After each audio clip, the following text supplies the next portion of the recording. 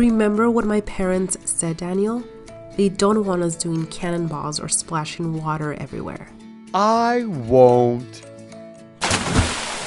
Daniel, Ava, why are you doing cannonballs and splashing water all around the pool? I'm sorry. If it happens again, you both are getting out of the pool for the rest of the day. But Dad, I didn't do anything. Daniel, you almost got water on my new work laptop. You need to follow the rules and be respectful, buddy. Not cool, Daniel. All my dad did was ask you to follow a few simple rules. I said I was sorry. Sadly, Daniel doesn't seem to be following the rules or being a good friend. He was told not to do cannonballs into the pool or to splash water around. He's done both of these things. Even worse, he doesn't seem to be taking Ava's dad or Ava seriously. How can Daniel show better pool manners and not lose the privilege of going into the pool?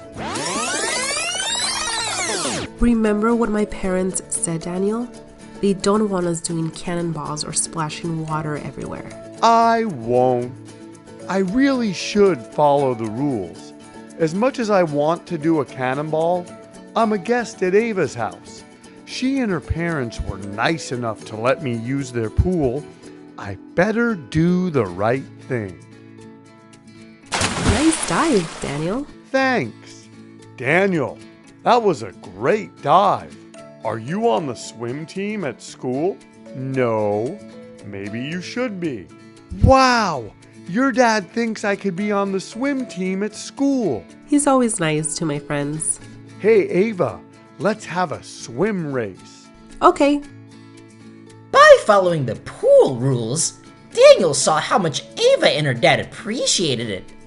If he continues to do this, he will get more opportunities to come over and swim. And who knows, he might just end up on the swim team after all.